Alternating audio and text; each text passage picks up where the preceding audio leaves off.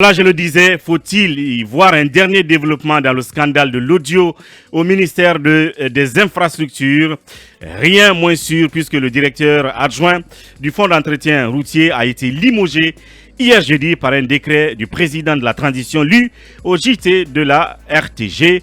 Mais ce décret ne précise pas tout de même les raisons de son limogeage. Il s'agit de Ibrahima Sory Kamara, ce alors que les décrets qui ont mis fin la semaine dernière en fonction du désormais ancien ministre Yaya Sow et 7 autres au cadre du ministère des Infrastructures étaient motivés par des poursuites contre eux par la CRIEF. Akumba Diallo. Il fallait s'y attendre. Oui, j'ai appris que M. Kamara est d'ailleurs convoqué aujourd'hui à la direction des investigations judiciaires de la gendarmerie. Bien.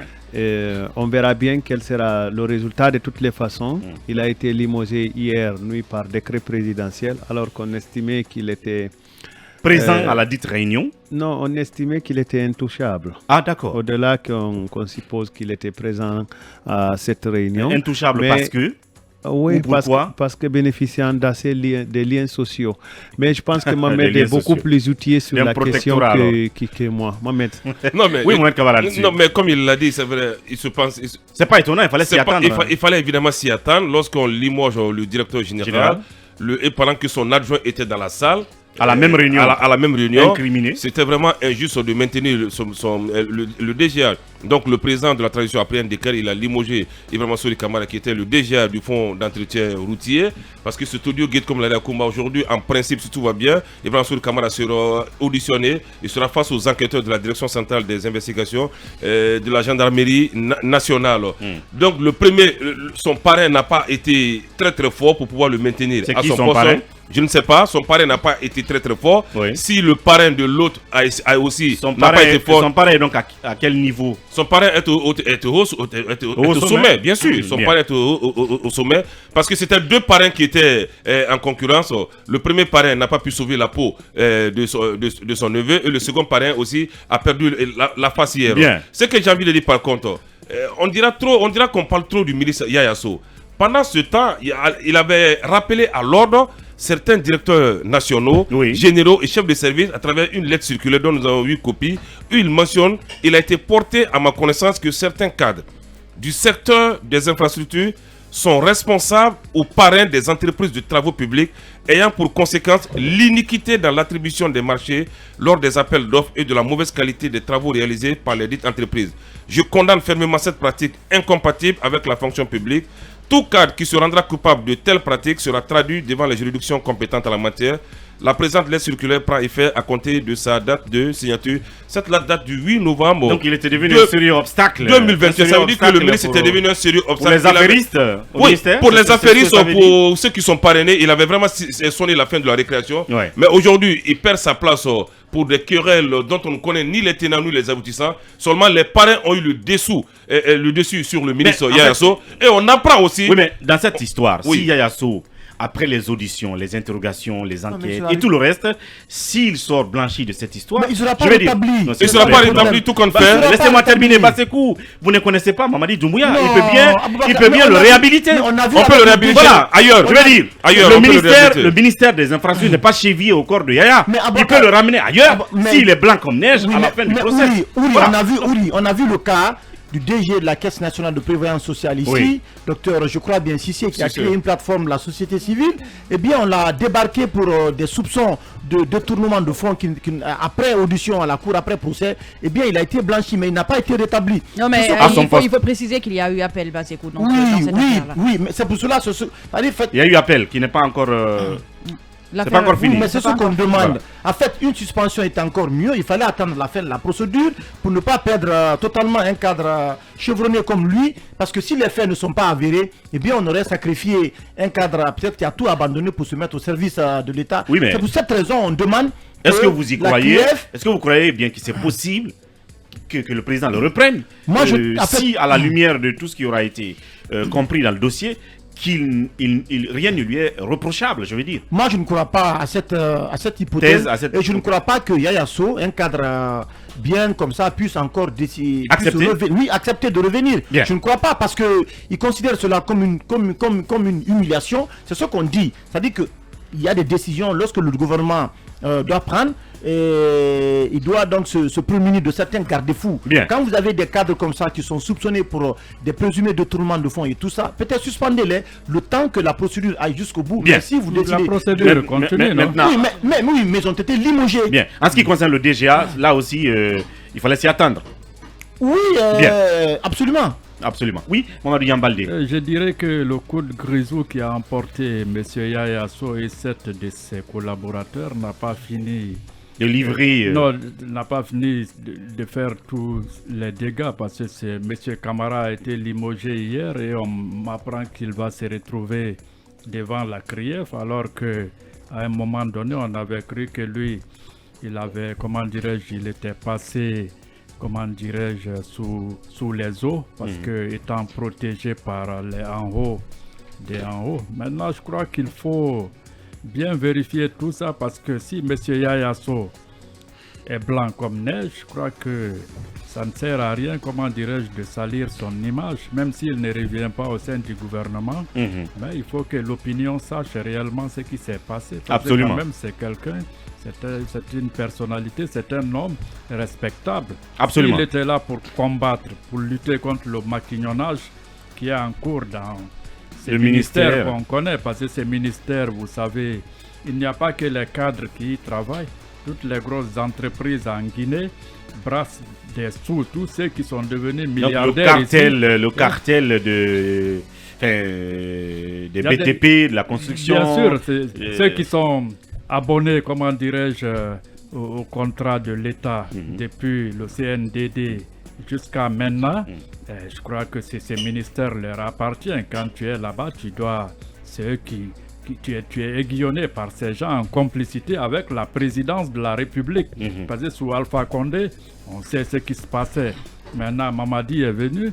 Qu'est-ce qui vous dit qu'il n'est pas entouré d'affairistes? Bien. Donc, ça veut dire que il faut que le président puisse veiller. On l'a dit dans l'enquête relative au Premier ministre, M. Goumou, qui n'est d'ailleurs pas fini parce qu'il faut qu'on aille jusqu'au bout et on ne se laissera pas intimider. Et Yami, ça veut dire que le président de la transition essaie un peu de, si vous voulez, de briser, si tu veux, ce phénomène de parrainage, comme Mohamed l'a dit tout à l'heure, de protectorat, parce que si le DGA, étant donné qu'il a pris part à la réunion, était encore en place, pas limogé, pas poursuivi comme les autres, ça veut dire que quelque part on disait qu'il y a quelqu'un qui le parraine, qui fait en sorte qu'on le maintienne là. Forcément, ça aurait été mal. Il ne faut pas compter sur Mamadi Doumbouya pour le DG, pour garder sa place à cause de ses parrains. Peut-être que ça dépend des parrains qu'on a ou de l'influence que la personne elle-même a. Mais je pense qu'il fallait s'attendre à ce que le DGA parte parce que c'est une affaire où il y avait beaucoup de personnes. Toutes les autres personnes étaient déjà limogées et c'était la seule qui restait. Donc il fallait aussi... Et il était attendu qu'il monte à la place du DG. Mais il y a surtout cette pression médiatique de l'opinion. Les interpellations. En fait, c'est pour ça que pression à laquelle le palais n'est pas insensible. C'est important. Quand la dernière fois, quand on parlait ici, on parlait de ce discours du colonel Mamadi Doumbouya qui disait qu'il allait en guerre contre la corruption et tout ce qu'il y a, mais je le répète encore une fois, il ne faut pas que ce soit sélectif. Il y a tellement de dossiers qui ont été dévoilés ici. On en parlait tout à l'heure. Doyen même en parlait tout à l'heure. Et je pense qu'il faut que des enquêtes sérieuses... Et même le déballage de Akumba sur la primature, il faut s'y intéresser. Je veux dire, l'administration, parce que notre devoir, c'est d'alerter. Et on nous appelle autrement. Parce qu'on est une partie importante de la société civile. Oui, évidemment. On est des lanceurs d'alerte en quelque sorte. Donc quand on sonne l'alerte, il revient donc à l'administration de réagir, de regarder les choses. Mais il faut y aller avec méthode et méthodologie. Parce que le Guinéen, on sait, il est tordu. Si on veut vraiment aller, comment dirais-je, de but en blanc, on va radier tout le monde. Je pense que c'est pour ça qu'il y a une justice et c'est pour ça qu'il y a une cour qui est consacrée à ça. Il leur appartient à eux de bien faire leur travail et que ce soit nickel, que tout soit absolument bien fait. Et je pense que Il faut attendre même des si choses. tout ne sera jamais nickel. C'est impossible que tout soit nickel, mais au moins à 60 ou 70% que les choses se fassent bien. Bien dit, c'est l'idéal. Cette histoire de parents, il faut qu'on sorte de ça. Il faut que quelqu'un, il faut déconstruire quand cela. quelqu'un vient à un poste ou quoi que ce soit, qu'il soit vraiment quelqu'un sur la base de ses valeurs intrinsèques. Oui, c'est pour ça qu'il est important de faire une enquête de moralité. Dans beaucoup de pays, ça existe, une enquête de moralité pour les cadres qui sont nommés dans tel ou tel... Et lutter contre la fabrique des CV.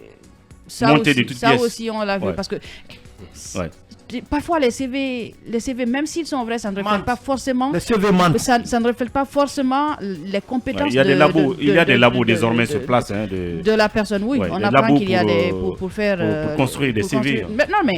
C'est pour ça qu'il doit y avoir une équipe.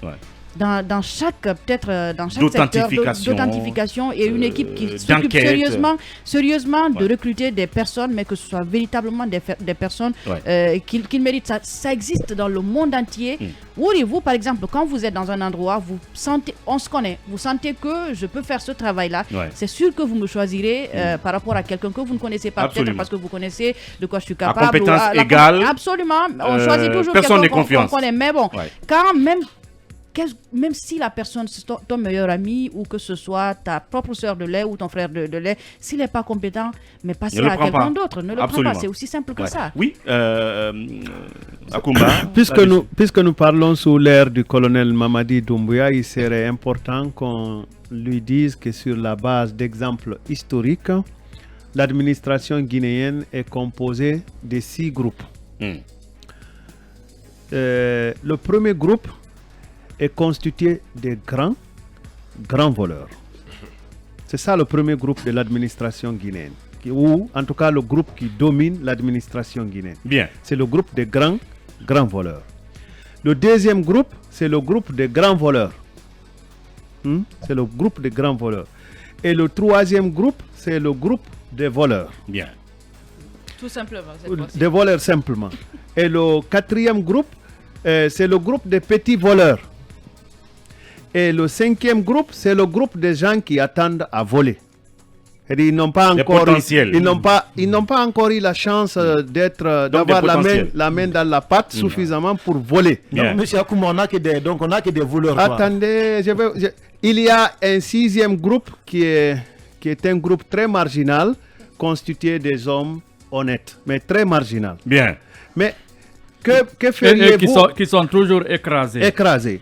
Alors, je répète, le premier groupe, c'est le groupe des grands voleurs. C'est compris. Le deuxième groupe, c'est le groupe des grands voleurs. Bien. Le troisième groupe, c'est le groupe des voleurs. Le quatrième groupe, c'est le groupe des petits voleurs. Et le cinquième, c'est le groupe de ceux qui attendent à voler. Bien. Et le sixième groupe, très marginal, ce sont les hommes honnêtes, complètement écrasés dans l'administration publique. Voilà. Et bonjour au Palais Mohamed V, que cela soit entendu. Et mieux vaut donc garder le récepteur ouvert pour ne pas qu'on vous coupe de tous les canaux d'alerte. C'est bien pour la transition et c'est bien pour la droiture qu'on recherche justement à la fin du processus. C'est la deuxième pause et derrière on se retrouve.